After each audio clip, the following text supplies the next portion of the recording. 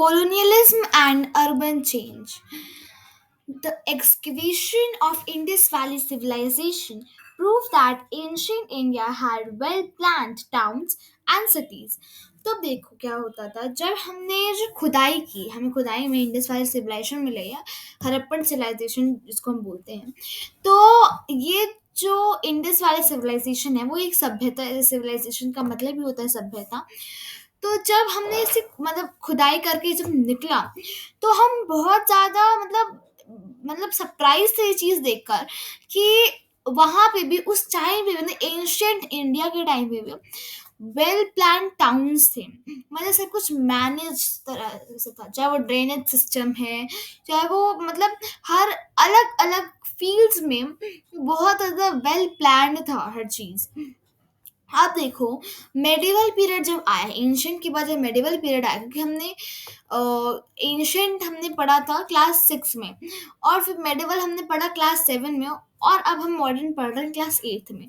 तो जब medieval period के बारे में हमने पढ़ा, तब हमने देखा कि ठीक है, इन्वेडर्स आए, दैट्स फाइन, इन्वेडर्स आए, रीजनल किंगडम्स जो थे वहाँ पे, तो उनके किंग्स भी बहुत ज़्यादा डेवलपमेंट करते थे।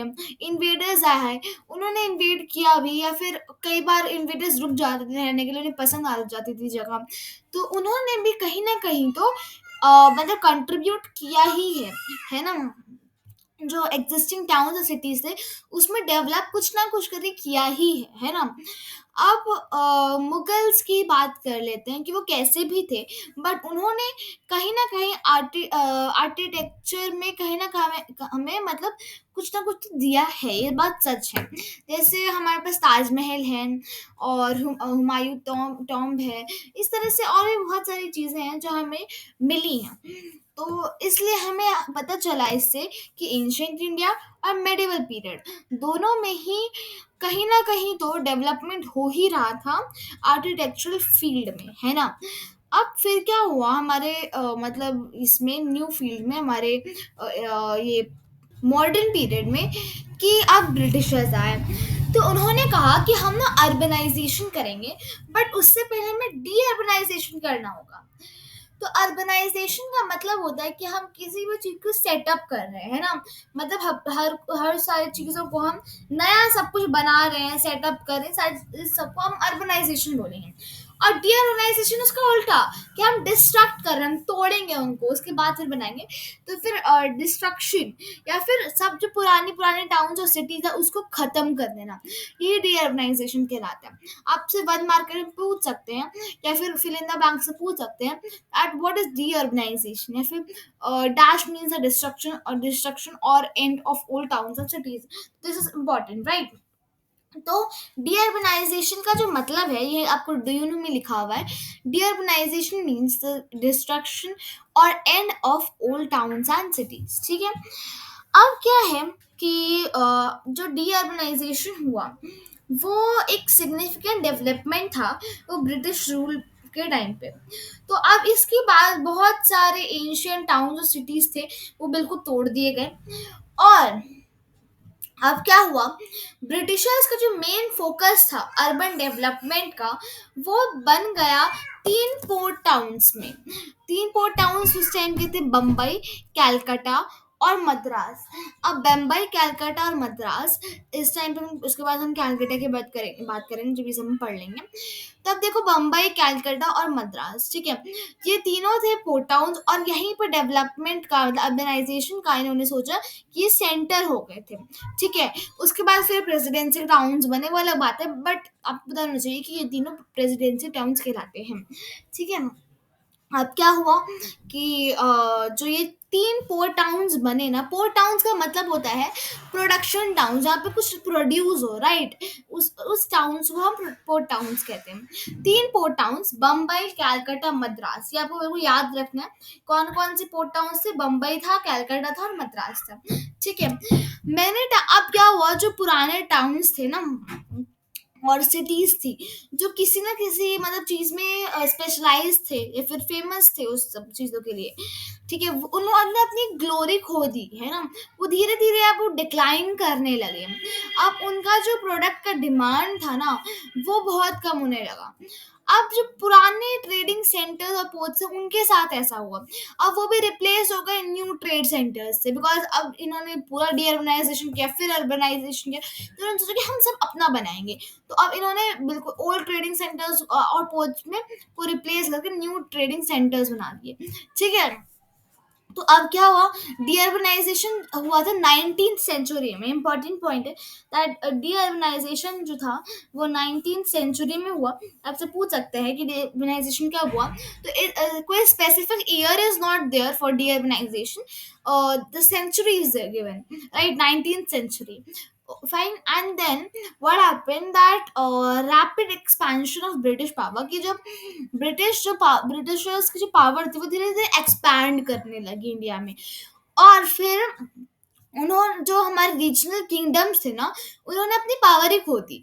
अब वो धीरे धीरे अपनी ग्लोरी को लॉस करते हैं, और एक एक बार ऐसा आया कि उन्होंने पूरी लॉस्ट कर दी, है ना। अब धीरे धीरे क्या हो गया कि जो पीपल हैं वो माइग्रेट करने लगे अलग सिटीज में, लाइक इन तीनों पोर्ट टाउन्स में माइग्रेट करने, जैसे बम्बई में, कलकत्ता में, मद्रास में माइग्रेट करने लगे उन जगहों से। कौन सी जगहों पे, उन रीजनल किंगडम्स जो जो कभी एडमिनिस्ट्रेशन में बहुत अच्छी सेंटर्स थे, अब वहां से लोग, अब वो जब उसकी ग्लोरी खोने लगी, जब वो पावर उन्होंने खोल दिया अपना, तो धीरे धीरे माइग्रेट करने लगे कहाँ पर, ये तीनों पोर्ट टाउन्स पे। अब आपसे पूछा जा सकता है कि अर्बनाइजेशन कब स्टार्ट हुआ, तो अर्बनाइजेशन जो था वो 1881 में स्टार्ट हुआ, और जो प्रोसेस था इसका इतना धीरे था, इट वाज सो स्लो कि 50 साल लग गए, मतलब 50 साल लग गए कि एक मतलब पूरा अर्बनाइज होने में सब चीज़ों को। और बहुत ही फ्यू सेंटर्स बने एडमिनिस्ट्रेशन के, इमर्ज हुए। तो पहले तो बहुत सारे एडमिनिस्ट्रेशन के सेंटर्स थे, बट बहुत कम सेंटर्स इमर्ज हुए। ठीक है, इसके कारण अब हम पढ़ेंगे अर्बनाइजेशन ऑफ कैलकाटा के बारे में।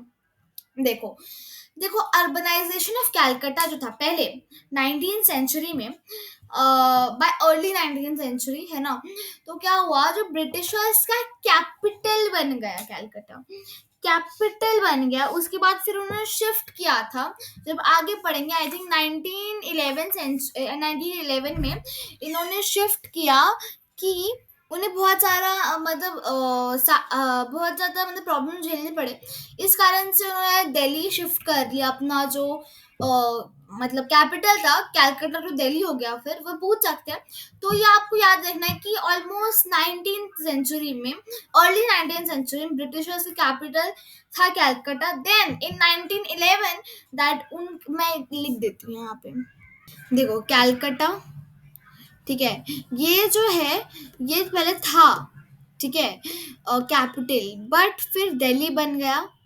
ठीक है, दिल्ली बन गया, वो भी 90 ईयर के साथ आपको याद रखना है, 1911 में। ठीक है, ये बहुत इम्पोर्टेंट है। ठीक है, 1911 इट्स इम्पोर्टेंट। ठीक है, ये ईयर बिकॉज आपसे पूछ सकते हैं क्या हुआ था 1911 में। ब्रिटिशर्स ने अपना कैपिटल चेंज किया था। ठीक है, अब क्या हुआ, जैसे कोई एक जगह है, ठीक है, उन्होंने क्या किया, एक प्लेस को आधे आधे उसमें डिवाइड कर दिया। एक उन्होंने रखा ब्लैक टाउन और एक उन्होंने रखा वाइट टाउन। ठीक है, अब ब्लैक टाउन जो था वो था इंडियंस का, और जो हमारा वाइट टाउन था वो था ब्रिटिश का। ठीक है, तो अब वाइट टाउन और ब्लैक टाउन, अब कैलकाटा को उसमें डिवाइड हो गया। अब ब्रिटिशर्स का जो पार्ट था ना, it was really really rich. ठीक है, रिचर पार्ट था ये बहुत ज़्यादा, यहाँ पे मतलब कि किसी भी चीज़ की कमी नहीं होती थी। और इंडियन पार्ट जो था बहुत ज़्यादा पुअर था। ये सब क्योंकि जो ब्रिटिशर्स थे ना वो डिस्क्रिमिनेट करते थे अपने, वो अपने आप को बहुत महान समझते थे, और इंडिया तो सोचते थे कि ये तो हमारे मतलब ऑलमोस्ट नौकरों का ही काम करने के लिए बने, but that was not right, है ना। अब क्या हुआ कि जो वाइट टाउन था अब जो उन्होंने डिवाइड कर दिया व्हाइट टाउन और ब्लैक टाउन, व्हाइट टाउन जो था उसमें बहुत बड़े बड़े बंगलोज थे, स्प्रॉलिंग बंगलोज थे and with wide open space, कितना मस्त लगता है ना सुनने में। बट फिर इंडियंस पे जो गुजर रही थी that was really really bad. जो इंडियन पार्ट था वो इनहेबिटेड था पुअर से, और बहुत ज़्यादा स्ट्रीट शांत, मतलब क्या ना झुग्गी झोपड़ी में रहते थे, that's a simple word for that. ठीक है। और ब्रिटिशर्स अपने आप को बहुत महान समझ के ऐसे ऐसे काम करते रहते थे। उसके बाद द स्पीडी इंडस्ट्रियल ग्रोथ। अब क्या हुआ, बहुत ज़्यादा ग्रो होने लगा इंडस्ट्री में। तो अब 1850s में जो कैलकाटा था, अब देखो क्या हुआ कि टेक्सटाइल और जूट में ना, इसमें टेक्सटाइल और जूट की फील्ड में क्या हुआ कि बहुत ज़्यादा ग्रोथ दिखी ब्रिटिशर्स को। फिर उन्होंने सोचा कि उन्हें बहुत ज़्यादा अट्रैक्ट कर गई ये चीज़, और उन्होंने उस पर इन्वेस्ट कर दिया अपना पैसा। अब क्या हुआ, फिर धीरे धीरे उनसे उसका जो इनपुट उन्होंने दिया, इन्वेस्ट किया, अब आउटपुट जो निकला वो और अच्छा था, कि अब उनके पास बहुत सारे पैसे, मतलब इनकम तो आ ही रही थी। अब क्या हुआ, ये उन धीरे धीरे बिल्डिंग्स इंफ्रास्ट्रक्चर का उन्होंने स्टार्ट कर दिया, बिल्डिंग्स इंफ्रास्ट्रक्चर फैसिलिटीज, जैसे रेलवेज हो गया, रोड, ये सब बनाना ना शुरू कर दिया। और the population and employment opportunities of Calcutta increase tremendously. अब जैसे पॉपुलेशन बढ़ने लगी वहाँ पे, पॉपुलेशन बढ़ने लगी और एम्प्लॉयमेंट भी बढ़ने लगी, इंडस्ट्रियल ग्रोथ हो रही है, तो ऑफकोर्स एम्प्लॉयमेंट तो बढ़ेगी ही ना। हमने चैप्टर नंबर 6 में भी पढ़ा था दैट जहाँ पे मतलब यहाँ पे इंडस्ट्रियल ग्रोथ हो रही है, तो वहाँ पे तो एम्प्लॉयमेंट बढ़ेगी, और जहाँ पे बहुत से इनकम वो ले रहे हैं तो of course employment is there, और पॉपुलेशन बढ़ रही है बिकॉज वहाँ पे लोग देख रहे हैं ना कि हाँ वहाँ के जो लोग हैं उन्हें बहुत ज़्यादा एम्प्लॉयमेंट है, आ रही है, पैसा है वहाँ पे, तो ऑफ कोर्स हर कोई वहीं जाना चाहेगा। अब धीरे धीरे सब कुछ मतलब काफ़ी हद तक बढ़ने लगा। अब क्या हुआ, अब जो न्यू अर्बन एरिया जो था वो धीरे धीरे एक्सपैंड कर रहा था, राइट। तो अब उस साइज से और पॉपुलेशन से हर चीज़ से वो एक्सपैंड कर रहा था।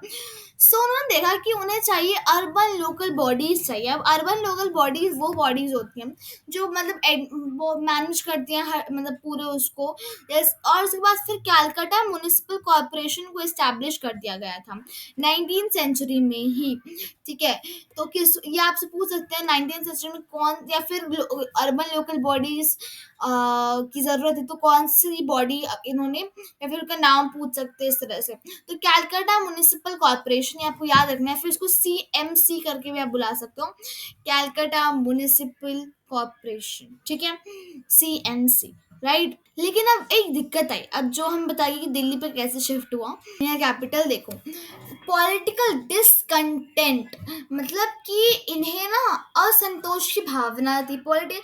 अब देखो कि इंडिया में बहुत तो पॉलिटिकल डिसकंटेंट हो गया, जिससे ब्रिटिशर्स फोर्स हो गए, तो चाहते नहीं थे, they were forced to relocate their capital to new Delhi. तो अब अपना कैपिटल कहाँ शिफ्ट कर लिया था, न्यू दिल्ली में शिफ्ट कर लिया था 1911 में। तो ये सारी डेट्स ईयर्स आपको याद रखने होंगे कि देखो कॉलोनियल्स एंड अर्बन चेंज, अर्बनाइजेशन हमारा हुआ था स्टार्ट, वो 1881 में हुआ था। एंड जब ये दिल्ली अभी दो ही ईयर्स के बताए गए, नहीं तो 19th सेंचुरी ही चल रहा है। उसके बाद एक तो 1881 में पता चला कि अर्बनाइजेशन होना शुरू हुआ। उसके बाद एक जो दिल्ली है वो कब बना कैपिटल, 1911 में, राइट। अब देखो दिल्ली की जो है ना बहुत लंबी हिस्ट्री है, इसको इंद्रप्रस्थ के नाम से जाना जाता था महाभारत के टाइम में। तो अब जो इनके बहुत पुराने पुराने आर्किटेक्चर थे ना वो दिल्ली में मिले, और date back to the modern period से ही, मतलब देखो दिल्ली एक ऐसी जगह है जहाँ पर कोई ना कोई, चाहे वो गुप्ताज हो गए, चाहे दिल्ली सल्तनत हो गए, मुगल हो गए, वो दिल्ली ऐसी जगह जो बहुत अट्रैक्ट करती है लोगों को। तो इससे मतलब हम हिस्ट्री देखते जाते हैं मॉडर्न पीरियड से ही बहुत टाइम से दिल्ली जो है वो कैपिटल रही है। तो अब हमने देखा कि दिल्ली का जो आर्किटेक्चर था ना वो मॉडर्न पीरियड से चलता है, और उसके बाद फिर सब कुछ ना कोई ऐड ऑन ही कर रहा है। और यहाँ पे लिखा है कि दिल्ली ने राइज और फॉल देखा है बहुत सारे एम्पायर्स का। उसने ये देखा है कि राइज मतलब कि कोई एम्पायर बन रहा है, और देख रहा है कि कोई एम्पायर गिर रहा है, ग्लोरी खो रहा है। तो यही चीज में लिखी हुई है। अब यहाँ पे एक ड्यूनो है। ड्यूनो में बताया गया 1947 में एक सेंसस, नहीं सॉरी 2011 में आई थिंक सेंसस हुआ था। तो उसमें हमें पता चला कि 1.68 करोड़ की पॉपुलेशन है। बट उससे पहले 1947 में हमें पता चला था जो पॉपुलेशन है दिल्ली की वो सिर्फ 7 लाख थी। और 2011 में मतलब 1.68 करोड़ हो गए। Can you imagine? अब तो बहुत ज्यादा है दिल्ली की पॉपुलेशन। बट उस टाइम पे मतलब 1947 में it was 7 lakh, and in 2011 it was 1.68 crore. अब ये तो बहुत ज्यादा कहते हैं ना कि प्रेशर दे देता है म्यूनिसिपैलिटी। जब देखो पॉपुलेशन ज्यादा है, एम्प्लॉयमेंट ज्यादा है, साइज तो बहुत कम है एक्चुअली दिल्ली का, बट फिर भी पॉपुलेशन तो ज्यादा है, तो म्यूनिसिपैलिटीज को और ज्यादा काम करने की जरूरत है। Public works, planning, railway links, police, इन सब चीजों की बहुत ज्यादा जरूरत पड़ रही थी। ठीक है, अब हम पढ़ते हैं कि 1805 में क्या हुआ। ब्रिटिशर्स ने ना दिल्ली की पूरे लैंड को टुक ओवर कर लिया, और रेवेन्यू स्टेट में, तो ये सब पूरा एडमिनिस्ट्रेशन को दिल्ली का हाथ में ले लिया इन्होंने। अब क्या हुआ? अब इन्होंने मतलब लैंड को troops, camps, churches, hospital, residence, clubs, इन सब बनाने में ये ज्यादा खर्च कर रहे थे। Cantonment occupied about 1/3 of the area of the walled city।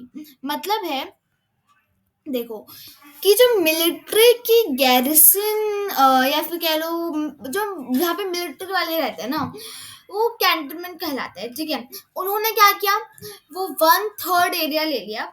ठीक है, वर्ल्ड सिटी का।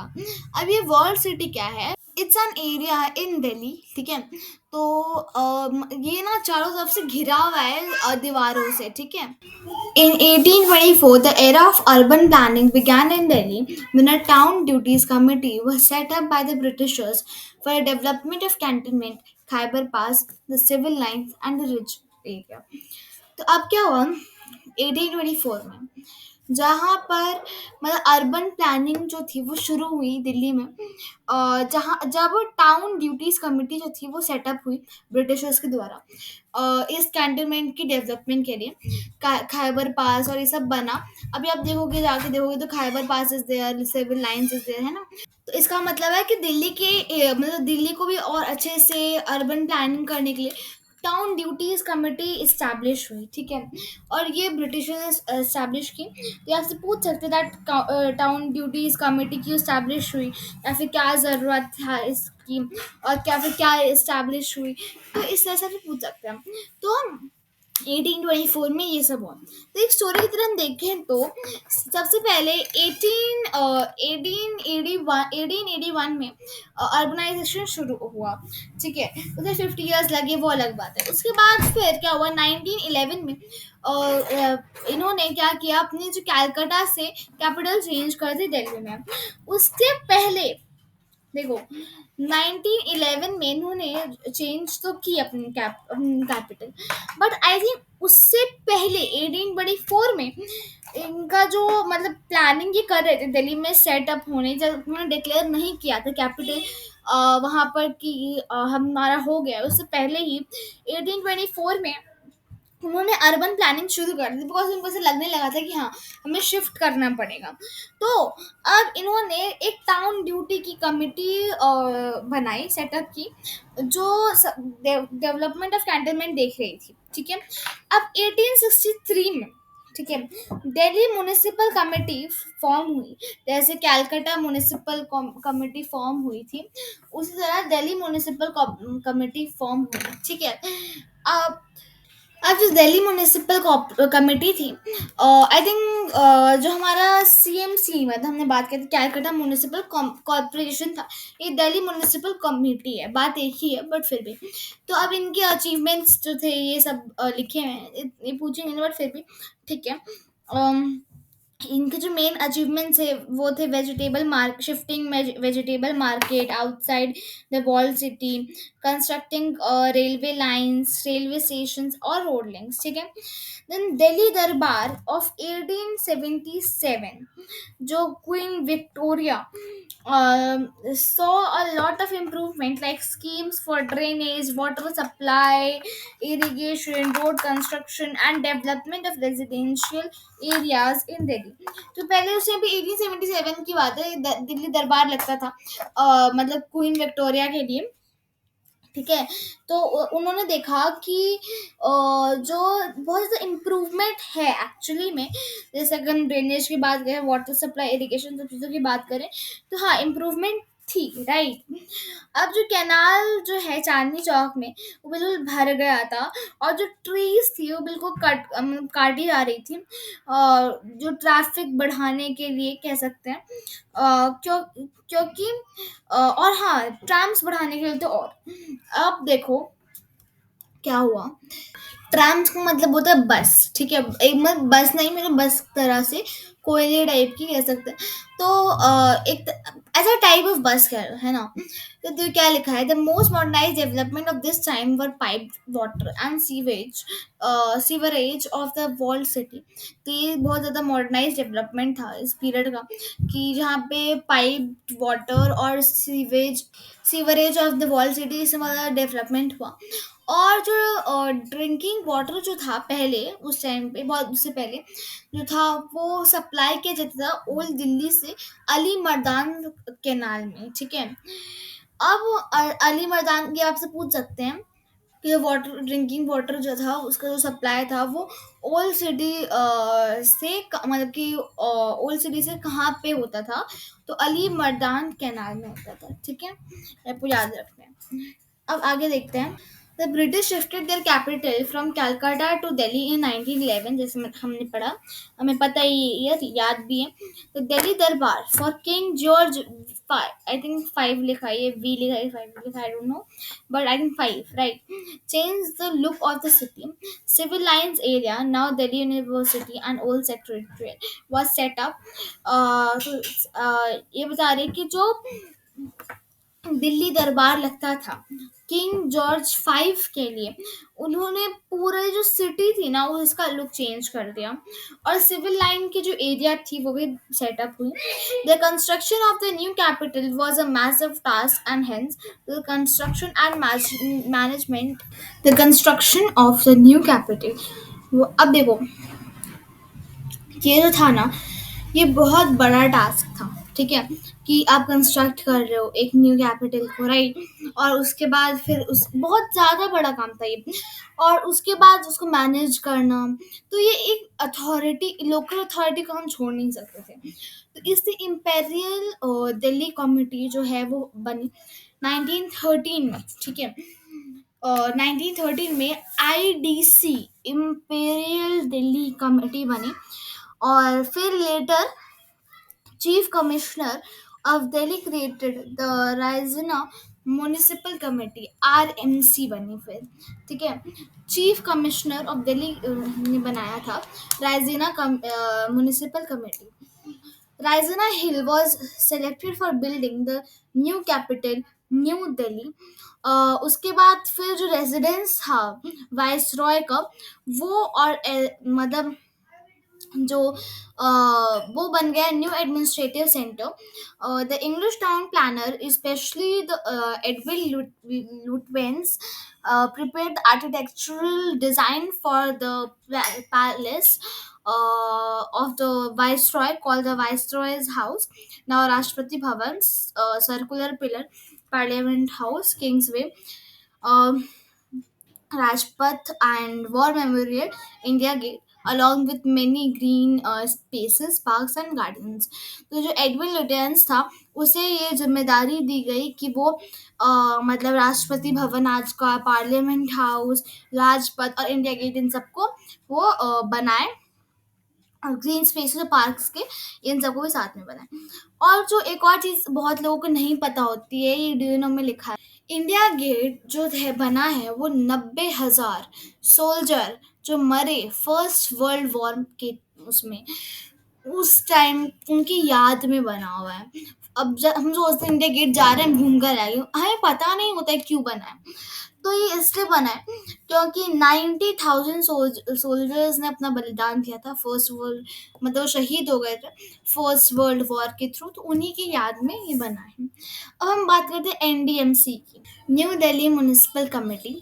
तो ये जो है वो सेटअप की गई थी, जो भी सिविल सिविक एमेनिटीज है उसको देखने के लिए, जैसे सप्लाई, वाटर सप्लाई हो गया, इलेक्ट्रिसिटी सप्लाई हो गया, बिल्डिंग्स, रोड, सीवर, मेडिकल, मतलब ये जो सिविक एमेनिटीज होती है ना, उन सब चीज़ों के लिए, हेल्थ, पब्लिक हेल्थ वगैरह, इन सब चीज़ों के लिए बना था। ठीक है। अब ये प्रोवाइड करता है एक, लाइक कहते हैं ना कि it provided and underground sewer system in the whole area. तो अभी आपको सबको भी सुना होगा ये कि अंडरग्राउंड सीवर सिस्टम है हमारे पास, है ना। तो इसने ये भी हमें प्रोवाइड किया था। All big open nalas were covered as they were the breeding grounds of mosquitoes. तो ये सबको बंद हो गया, जो ओपन नालाज थे उन सबको बंद करना कर दिया था इन्होंने, क्योंकि यहाँ पे मॉस्किटोज जन्म लेते थे, और मतलब बहुत ज़्यादा नुकसान, जब वो डेंगू हो गया है ना, ये सब उन्हीं सब चीज़ों से होता था, तो उन्होंने बंद कर दिया। ये अच्छी बात है। 1937 द दिल्ली इम्प्रूवमेंट ट्रस्ट ये इस्टेब्लिश हुआ, तो मतलब बहुत कुछ इस्टेब्लिश होता ही गया। जैसे अगर हम स्टार्टिंग से दिन पढ़ते हैं, हमें पता चला कि पहले कलकत्ता में कलकत्ता म्यूनिसिपल कॉर्पोरेशन हुआ था। फिर दिल्ली जब आए वो, उन्होंने दिल्ली में पहले टाउन ड्यूटीज कमेटी स्टैब्लिश की थी, है ना। उसके बाद municipal committee, Delhi municipal committee establish की। उसके बाद फिर उन्हें क्या कहते हैं, इम्पीरियल और दिल्ली कमेटी स्टार्ट की, फिर रेजिना म्यूनिसिपल कमेटी स्टार्ट की। फिर अब इन्होंने एनडीएमसी कमेटी शुरू की थी, national new Delhi municipal committee. उसके बाद फिर इन्होंने दिल्ली इम्प्रूवमेंट ट्रस्ट शुरू किया। तो कुछ ना कुछ ये इस्टेब्लिश कर ही रहे थे, हर उनकी मतलब कि जहाँ हमें ज़रूरत लगती है तो इस्टेब्लिश कर रहे थे वो। उसके बाद फिर ये जो था, it undertook many schemes like town expansion, slum clearance and slum improvement scheme. अब देखो इन्होंने क्या किया कि इन्होंने कई स्कीम्स लाए, ठीक है, जैसे कि टाउन एक्सपेंड, कैसे हम अपने टाउन को बड़ा करें, एक्सपैंड करें। अब स्लम क्लियरेंस, स्लम का मतलब पता है क्या होता है? देखो, स्लम का मतलब होता है बस्ती, मतलब जो बहुत पुअर हालत में हो, है ना, उस गंदी बस्ती के मतलब, ऐसा नहीं कह सकता, बट उनके हिसाब से स्लम का अगर ये वर्ड यूज कर, तो उसके स्लम क्लियरेंस के उसमें, और स्लम इम्प्रूवमेंट स्कीम्स जो निकाली थी इन दिल्ली के प्रोग्रेस की। ठीक है, अब हम आते हैं पेज नंबर 150 पे। दिल्ली के इंडिपेंडेंस के बाद, ठीक है, जो गवर्नमेंट थी इंडिया की, उन्होंने दिल्ली डेवलपमेंट अथॉरिटी स्टैब्लिश की। ठीक है, इन 1955। तो हमें कब आज़ादी मिली हम सबको बताना चाहिए। ठीक है, अब तो 1955 में ये हुआ था। तो 1955 में उन्होंने स्टैब्लिश किया, तो 1947 में जैसे में इंडिपेंडेंस मिल गई थी, तो उसकी बाद की बात हो रही है ये। तो जो दिल्ली डेवलपमेंट अथॉरिटी है वो इस्टेब्लिश हुई, जिन्होंने क्या किया, एम्पावर किया कि वो मास्टर प्लान उन्होंने प्रिपेयर किया, और जोनल प्लान्स को, जैसे हाउसिंग और कमर्शियल सेंटर्स, पार्क, इन्हें को ठीक करने के लिए, डेवलप करने के लिए, मैनेज करने के लिए दिल्ली की लैंड्स को ये इस्टेब्लिश हुई थी। और जो मास्टर प्लान था दिल्ली का, वो बेसिक पॉलिसी फ्रेम करता है दिल्ली के डेवलपमेंट को, मतलब गाइड करने के लिए। अब हम पढ़ते हैं railways under the British. Railways under the British, तो रेलवेज जो थे वो इंट्रोड्यूस किए गए। देखो, अब ये बहुत ही इंपॉर्टेंट चीज़ है जो मैं आपको समझाने जा रही हूँ कि क्या था, कैसे था, क्यों था। ठीक है, तो अब सबसे पहले रेलवेज इंट्रोड्यूस हुए इंडिया में सिर्फ और सिर्फ ब्रिटिश एडमिनिस्ट्रेशन के बेनिफिट में, पॉलिटिकल कंट्रोल, ट्रेड, उन्हीं के जो मतलब बेनिफिट्स के लिए ही जो रेलवेज इंट्रोड्यूस हुआ। लेकिन रेलवेज ने ना इंडिया इंडियंस की भी लाइफ में बहुत चेंजेस लाए। ठीक है, वो और पीपल जो थे वो अलग अलग पार्ट्स से इंडिया के वो एक दूसरे से मिलने जुलने लगे। ऐसा होता है ना कि वो फिर उन्हें समझ आने लगा कि उन्हें अवेयरनेस धीरे धीरे जगी, सोशल अवेयर समझ आता कि ब्रिटिशर्स गलत है, हमारा हमें एक्सप्लॉइट कर रहे हैं। मतलब उन्हें मतलब अब समझ आती कि नीड क्या है एजुकेशन की, फ्रीडम फ्रॉम फॉरेन एक्सप्लॉइटेशन। उन्हें अब इन सब चीज़ों में अवेयर हो रहे थे वो इन सब चीज़ों से। तो अब देखो क्यों हम ऐसे कहते हैं कि ब्रिटिशर्स के लिए बहुत ज़्यादा बेनिफिट था।